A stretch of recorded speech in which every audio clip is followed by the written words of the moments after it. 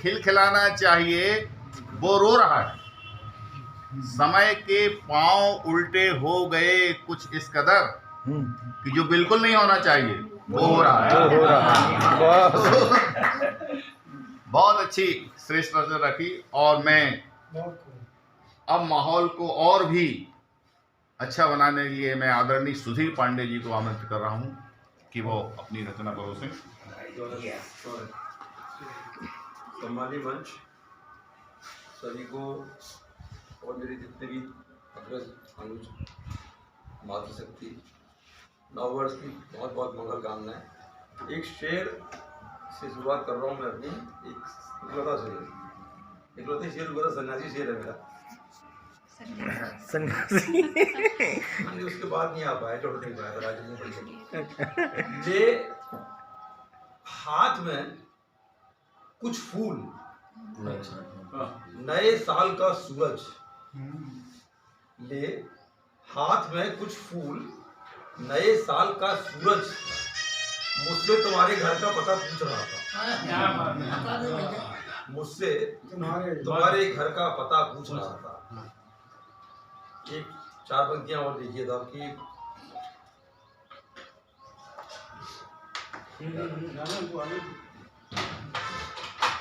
कुनकुनी धूप सी, शीतल सी चांदनी वाली। कुनकुनी धूप सी, शीतल सी चांदनी वाली। बजती घंटी सी मधुर, मध्यम रागनी वाली। क्या बात। बजती घंटी सी मधुर, मध्यम रागनी वाली। अंधेरे किस्सों का ये सिलसिला तमाम करो। अंधेरे किस्सों का ये सिलसिला तमाम करो। कहानी कोई कहो अब तो रोशनी वाली। अंधेरे किस्सों का ये सिलसिला तमाम करो। कहानी कोई कहो अब तो रोशनी वाली। एक नज़्म देखिए दादा, इसमें प्रतीक सफेद और काले का जो आया है। सफेद का मतलब सफेद पोषों की दुनिया से है, और काले का मतलब वक्त जो अंधेरा होता है, अगला पल क्या होने वाला नहीं पता रहता, इसलिए उसको काला कहा है। और देखिए साहब प्रतीक, हसरते हैं दूध की कटोरी। हसरते हैं दूध की कटोरी, और दिल हमारा दूध पीता बच्चा। हसरते हैं दूध की कटोरी, और दिल हमारा दूध पीता बच्चा। पर बिल्लियां हैं दो हमारे घर में। पर बिल्लियां हैं दो हमारे घर में, दे गई हर वक्त हमको कच्चा। एक है सफेद, ये है दुनिया। एक है सफेद, ये है दुनिया। दूसरी है वक्त, ये है काली। मारने की खूब कोशिश की मगर वार मेरा हरदम गया था खाली। भूख मेरे पेट को जब भी लगी, पी गई जालिम सफेद परत। और गर ना देख पाई ये सफेद, तो पी गई काली सभी पैरों को। जबर इतने पर भी ना रोका गया, जबर इतने पर भी ना रोका गया। पेट में एक तीर फिर भौंका गया, क्योंकि पेट दोनों के भरे थे जिस समय। सोचता था दूध अब तो पाऊंगा। पेट दोनों के भरे थे जिस समय, सोचता था दूध अब तो पाऊंगा। और दूध पीकर पेट की चौधा बिड़ा, गोद में मैं माँ की फिर सो जाऊंगा। पर हाय किस्मत, देख कर ये लालसा, ये बिल्लियां फिर से हमें सहमा गई। दूध तो उनको ना पीना था, मगर दूध को वो मेज से उड़का गए। तो उनको ना पीना था, दूध को वो मेज से लुढ़का गए। और कंक्लूड की बात यह साहब कि इस जगह क्या हर जगह है बिल्लियां। इस जगह क्या हर जगह है बिल्लियां। और दूध सबके पेट से हाँ दूर है। उस हश्र में भी दूध ना पाएगा कोई, क्योंकि इब्तिदा से आदमी मजबूर है।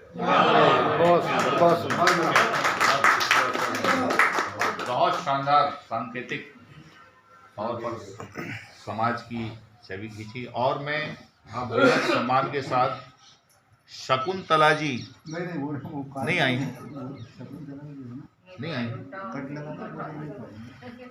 नहीं पढ़ेंगे। उनके आगे काट लगाना वो श्रोता हैं, उनका सम्मान इसलिए किया जाए कि वो श्रोता हैं। और मेरी पत्नी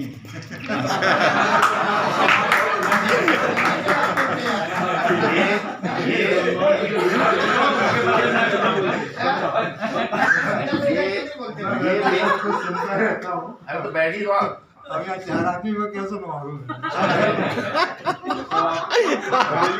ये बेहद जो है दुर्लभ चीज है कि पत्नी श्रोता हो, नहीं तो प्राय परिवारों में पति श्रोता होता है।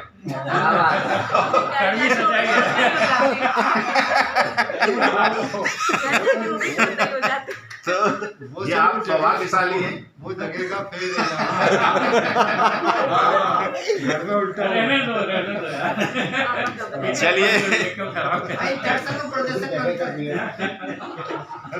मैं डॉक्टर हेमकार जी को बुला रहा हूँ। अरे बाप कि डॉक्टर हेमकार जी अपनी रचना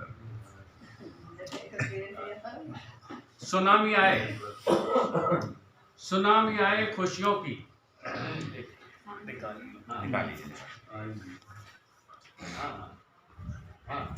सुनामी आए खुशियों की नए साल में, खुशियों की सुनामी आए नए साल में, झोंपियां मुसीबतों की बहा ले जाए नए साल में।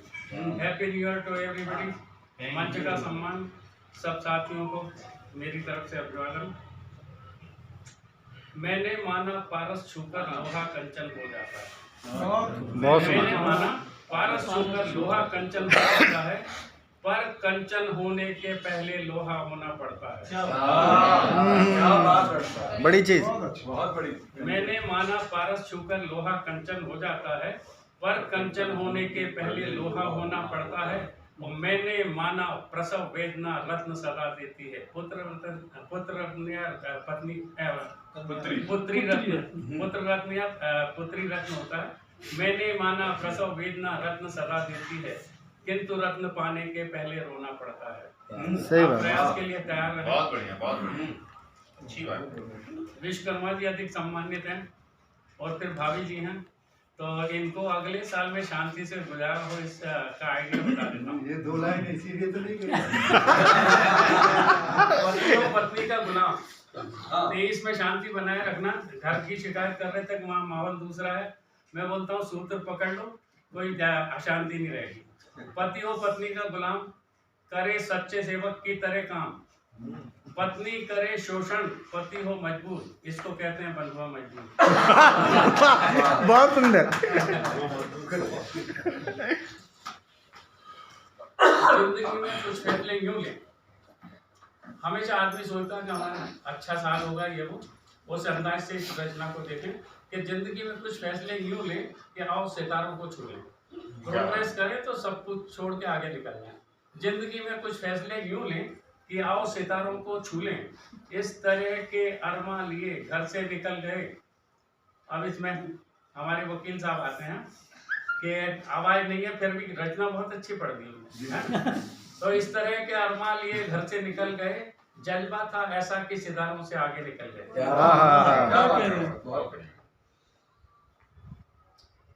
जमी को हमको कंप्रोमाइजिंग होना चाहिए। जमी को आसमां से मिलने के लिए अपना रंग बदलना पड़ता है। कंचनजंगा मैंने देखी तो स्क्वायर का शेप एकदम खड़ा वाला वो दिखता है। उसके साथ में जो बादल बन रहे हैं वो भी उसी शेप के बन रहे हैं। लोग कंफ्यूज हैं कि ये बादल है या कंचनजंगा है। तो मैंने कहा जो खिसकने लगे वो बादल है ना, जो स्थिर रहे जो खिसकने लगे। तो मैंने कहा कि वो शेप जो है बहुत अच्छे है। वो शेप उठते उठते आसमान से मिल गया। और ये कंफ्यूजन होने लगा कि आसमान कहाँ से चालू हुआ और जमी कहाँ पे है। तो जमी को आसमान से मिलने के लिए अपना रंग बदलना पड़ता है। जमी को आसमान से मिलने के लिए अपना रंग बदलना पड़ता है। आदमी को ऊंचा उठने के लिए दायरों से निकलना पड़ता है। ये कोई बात। और एक अंदाज कुछ ऐसा भी देखें, मैंने महसूस किया कि फूलों से भी कोमल यदि होता है तो पत्थर होता है। लहरों के आलिंगन में बालू बन जाती चट्टानें। आप बालू को पकड़ना चाहें पकड़ नहीं पाएंगे, फिसल जाएंगे। तो लहरों के आलिंगन में बालू बन जाती चट्टानें, और नेह हृदय सागर में कितना छिपा हुआ है वो क्या जाने। क्या क्या बहुत सुंदर। अरे गजब। प्रकृति खोलती है हम पे कितने ही रहस्य अनजाने। चलिए दूसरी पे। ताजमहल प्रेम का प्रतीक है, सब जानते हैं। शाहजहां मुमताज को बहुत चाहता था, हम भी मानते हैं। एक कड़वी हकीकत है, किसी सैनिक की पत्नी थी मुमताज, उसको साउथ में मुहिम पे भेज दिया और 2 लोगों को उसके पीछे लगा दिया कि ये बचना नहीं चाहिए, इसको मार देना। अपने ही लोग जब गोली चलाए तो बचना मुश्किल है, ये ऐतिहासिक सत्य है। फिर उसके बाद में मुमताज बीमार हो गई थी, बुरहानपुर में उसको दफना दिया था। उसके बाद में ताजमहल बना, वहां से उसको उखाड़ के वापस यहाँ उसकी बॉडी को लाए, इसके लिए, है ना, ये हकीकत है। तो मेरा अंदाज कुछ ऐसा है कि ताजमहल प्रेम का प्रतीक है, सब जानते हैं। शाहजहां मुमताज को बहुत चाहता था, हम भी मानते हैं। हमारे ये ताज और मुमताज दोनों अपनी बदकिस्मती पर रोते हैं। शाहजहां रोज बेड में बदल बदल के सोते हैं।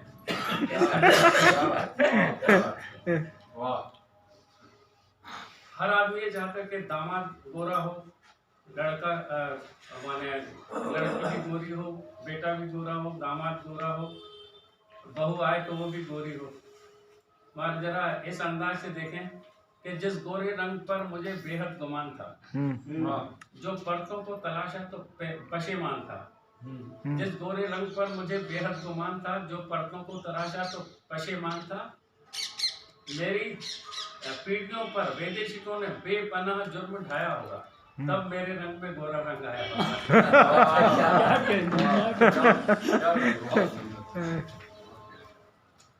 हालात से टकराता हूँ तूफान की तरह। अभी वकील साहब ने क्या किया, आपने जैसे छेड़ा तो उनने बहुत अच्छी रचना पढ़ दी, नहीं तो पढ़ने के मूड में नहीं। तो हालात से टकराता हूँ तूफान की तरह, कुछ टूटता तो हूँ मगर चट्टान की तरह। ये हुआ टूटना भी। मैं जिस जमीन पे था वो दलदल की तरह थी, दलदल तैरने का मौका नहीं देता। नहीं। तो मैं जिस जमीन पे था वो दलदल की तरह थी, फिर भी मैंने चट्टानों पे फसल उगाई है। ये मेरा हौसला है आपका। कांटों से घिर गया हूँ, खुद को गुलाब बना रखा है। कांटों से घिर गया हूँ, खुद को गुलाब बना रखा है। अपनी हस्ती को मैंने मस्ती भरी शराब बना रखा है। क्या आज बच के रहना, शाम को मुकाते बोल सकते हैं। बहुत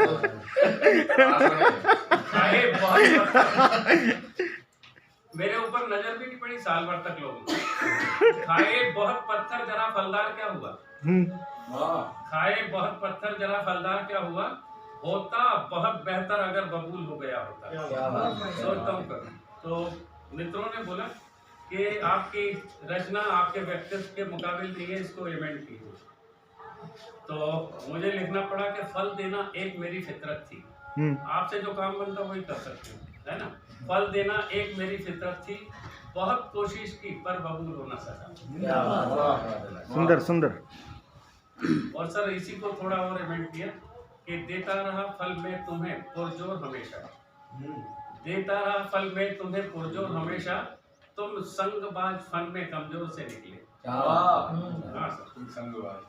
और फल स्वाद शक्ति ऊर्जा में बांटता रहा, पेड़ जिस दिन लकड़ी दे देगा अस्तित्व मिट जाएगा, है।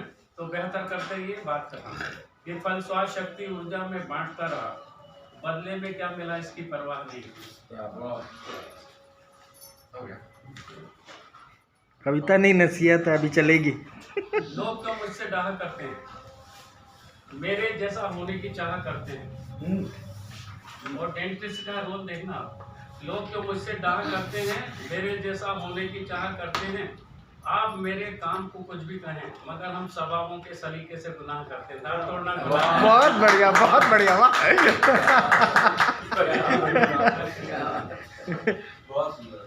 साहित्यकारों का एक बहुत बड़ी जिम्मेदारी समाज में है कि समाज की जो सोच है वो सही दिशा में जाए। और आजकल सोशल मीडिया ने भी बहुत कुछ इसकी जिम्मेदारी ले ली है और समाज के दृष्टिकोण को बदलना कोई साधारण बात नहीं है, लेकिन थोड़ा बहुत बदला है और बहुत सनेह परिवर्तन आता है। तो एक 4 पंक्तियां हैं कि ये भी सोचा कभी है किधर जाएंगे, आईना देख लेंगे तो डर जाएंगे, मौत के डर से नाहक परेशान हैं, आप जिंदा कहाँ हैं जो मर जाएंगे।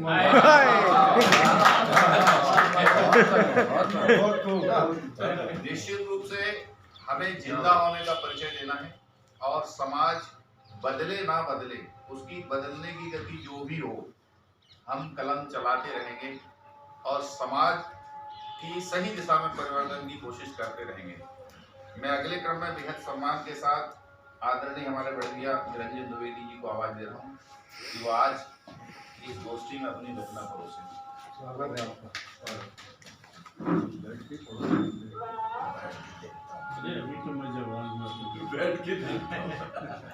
उम्र की वजह से क्षमा चाहूंगा, उम्र की वजह से दौड़ते दौड़ते थक जाता हूँ, फिर भी जवानों से आगे नजर आता हूँ। चलिए ठीक है। आदरणीय सचिव जी और उपस्थित बंधु और